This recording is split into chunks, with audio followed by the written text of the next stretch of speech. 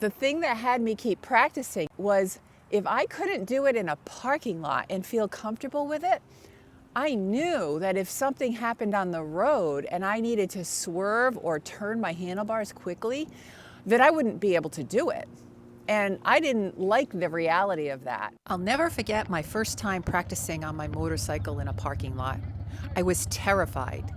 The cones seemed to mock me as I tried to weave through them, and I could barely make it without feeling like the bike was going to tip over. My coach was so patient and encouraging, but I was a mess.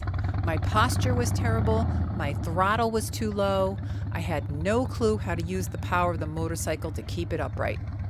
I remember thinking, how am I ever going to feel confident enough to ride my motorcycle on the road? But those early practice sessions taught me something. Fear doesn't mean failure. It's a sign that you're stepping into something new. Now, every time I weave through the cones from where I started with them 20 feet apart or as tight as 12 feet, and even 10, I remember those shaky first attempts with gratitude. And fear, that fear forced me to train. And man, did I train. I racked up 1,000 miles in those parking lots before I ever ventured onto the road.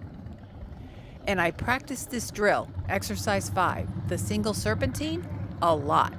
It's one of the most effective ways to build confidence in leaning, turning the handlebars, and transitioning quickly in control. Skills that make all the difference when you're faced with an unexpected situation on the road, curvy stretches, or congested gas stations. I didn't want to have a brain fart while I was riding, so I was training for muscle memory.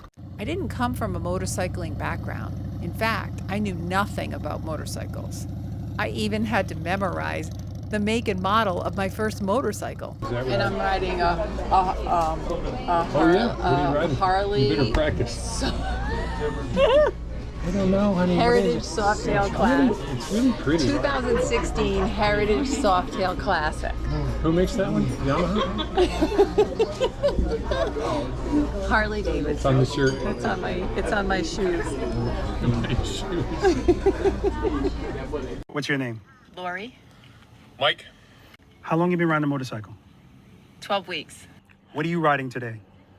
A Harley Davidson Heritage Softail Classic, 2016. Nice. And the bike is obviously brand new to you. That's your first motorcycle? First motorcycle. Okay. Exercise 5 is the Single Serpentine. And that exercise is the first exercise that we introduce leaning into our practice sessions.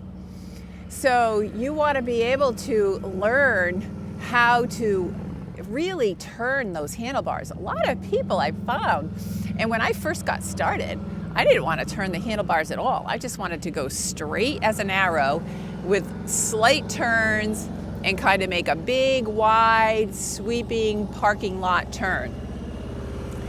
And that was just getting comfortable with the bike.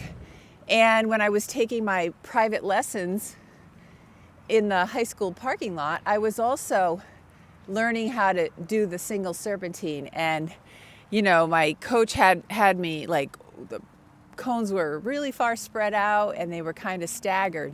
And I was like barely able to maneuver my bike around those. And it was like, geez, I don't know if I'm ever going to be able to do this. But the thing that had me keep practicing it was if I couldn't do it in a parking lot and feel comfortable with it, I knew that if something happened on the road and I needed to swerve or turn my handlebars quickly, that I wouldn't be able to do it. And I didn't like the reality of that. So I knew that I was going to be practicing this exercise a lot. And I hope you're practicing this exercise a lot too, because it really is an invaluable tool to have in your tool belt, is to be able to swerve your motorcycle and make large, quick transitions with the handlebars. So we're going to work on that and focus on that today, and drill in on that. When I first started doing these exercises, I had the cones 20 feet apart. So you can start with the cones 20 feet apart, weave through them, and what you're doing is you're staying wide on the cones. You're starting wide and you're staying wide. So you're weaving in and out of the cones, going wider and wider. And that allows you to maneuver your bike underneath you. So you're actually staying up straight and your eyes are straight ahead and you're just turning the handlebars back and forth. So it's kind of the bike is rocking underneath and you're staying up straight. So you really want to get that feel of how the bike can actually rock underneath you because you don't feel like you're tipping. You don't want to be leaning with the bike when you're turning it at slow speeds. You want to be straight up and down and rocking the bike underneath you. And that will give you that feeling of obviously being in control, but it will not make you feel like you're tipping. And that's a feeling that people don't like on their bike, is that tippy feeling. So you want to tip, you want to keep your bike, you want to keep yourself straight up and down and the bike rocking underneath you. Now, as you start to get familiar with doing, or comfortable, if you start to get comfortable with doing the cones 20 feet apart, you can move them into 15. And move them into 15, and then again, start wide and stay wide. Start wide and stay wide. So you're rocking the bike underneath you, you got your head and eyes straight, head forward, and you're really transitioning the handlebars, and you're going right, left, right, left, right. You're turning the handlebars, and you're leaning the bike a little bit. So as you get better at that, you can start introducing more clutch control, which would mean that you're not going to use your rear brake. So you don't use your rear brake, it'll make you go faster, right? So that forces you to keep your clutch control under control. When you start at the first cone, you want to have your bike go. So say you start on the left side of the cones, you want to have your bike go on the closest it can to on the right side of the bike to the first cone. So it gives you all that space. You don't want to be going through the middle of the cones. So when you're weaving, you start at the closest cone to you and you pass it, then you turn the bike, turn the handlebars, and you go closest to the cone, the second cone. And as you make your way through the cones, you'll have more space as you get through 7, 8, 9 cones. So if you don't leave yourself space, you're going to travel further in the cones, and then you're going to get past too far where you can't make that second to last cone or the third to last cone. And you definitely want to be wide from the cones. So you don't want to be hitting your bags if you have bags on the cones. You don't want to be going over the top of the cones in a little narrow weave. You want to be going as wide as possible. So you really have to lean the bike into the next curve. All right. So you learn, you're going to have to do curves when you go into the mountains. So you might as well learn to do it first in a parking lot where you can keep yourself under control. The other thing you do is you're using all the same steps, right? You're keeping the throttle preloaded. You've got your friction point in 1, maybe 2 to get started, and then back to 1. And then you've got your dragging the rear brake, right? So you're dragging the rear brake and you're only using it slightly. You're not using it to fight against the friction zone. So if you feel like you're fighting in against the friction zone, you're using too much rear brake. Take your foot off the brake and you'll start to travel fast. When that happens, it means you're using too much clutch.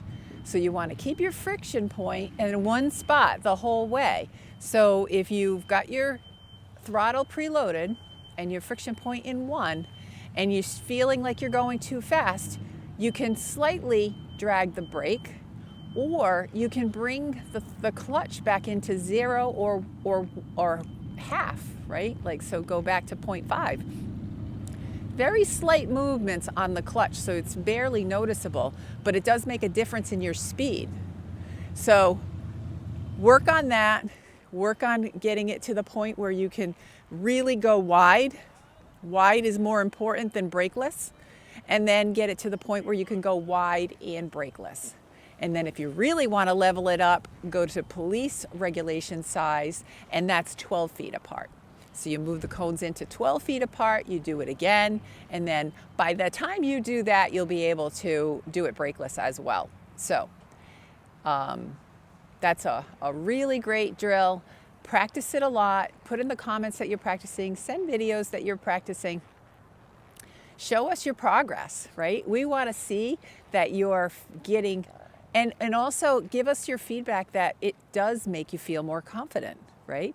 If you're doing these exercises in the parking lot, your confidence level is going to skyrocket. You're going to know how your bike feels. You're going to know how you feel on your bike. You're going to know how to handle it, and you're going to be familiar with how to handle it should something happen on the road. And I guarantee you, something will happen on the road.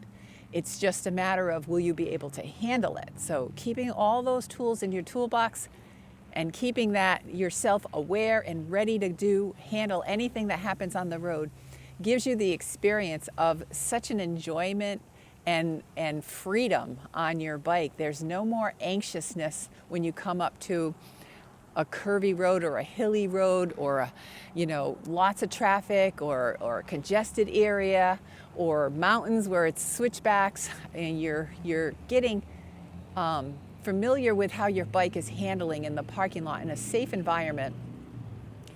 And when you get out on the road, it is just magical. So if you feel like it's magical on the road, but you still have this little tiny bit of here and there, or you avoid things.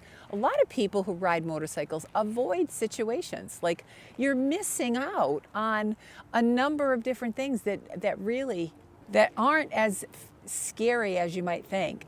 And it's only because you can't handle your bike. And I don't mean that in a bad way. It's an invitation to be able to handle your bike. You want to be able to handle your bike. You want to be confident on your bike, and you want to find out what your limitations are in the parking lot, not on the road for the first time when you're being tested. Okay? The road is game day.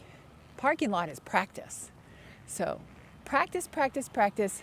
Your enjoyment and your ride and it will just be so enhanced and so carefree that you can not be like you're not on alert, but you know that you can handle yourself on the road, and you can handle your bike, and you can handle the weight of it, and you can handle the size of it, no matter what it is. And no matter how big you are, you can handle your bike. That's what we're looking for. So keep practicing. Let us know how it goes.